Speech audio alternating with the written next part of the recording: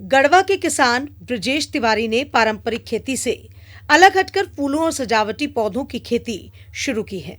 वे बताते हैं कि उन्हें बचपन से ही पौधों और पर्यावरण से खास लगाव रहा है। कृषि विज्ञान केंद्र से प्रशिक्षण और कृषि विभाग से सहयोग मिलने के बाद उन्होंने अपने खेतों में देसी विदेशी फूलों और पौधों की खेती शुरू की।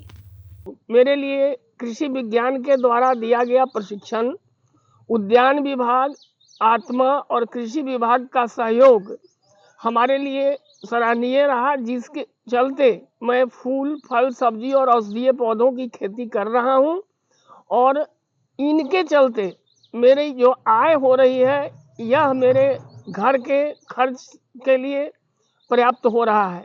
किसान की पत्नी उषा देवी भी इस काम में उनका पूरा साथ देती हैं। उषा देवी ने बताया कि जब उनके पति किसी काम से बाहर रहते हैं तो खेत और नर्सरी की जिम्मेदारी वे संभालती हैं।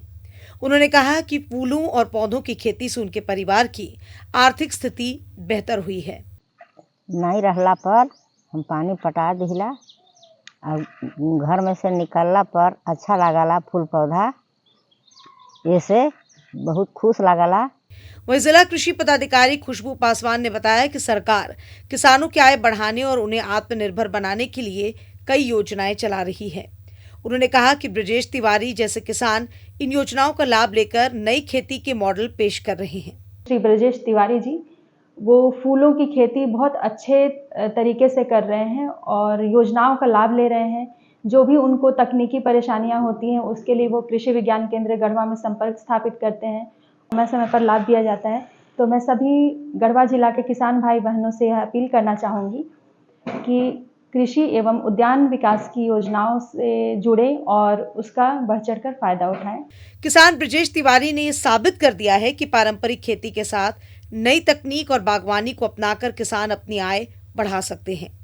कृषि विभाग और कृषि विज्ञान केंद्र के सहयोग से फूलों की खेती न सिर्फ उनकी आजीविका का मजबूत जरिया बनी है, बल्कि क्षेत्र के अन्य किसानों के लिए भी प्रेरणा का स्रोत बन रही है।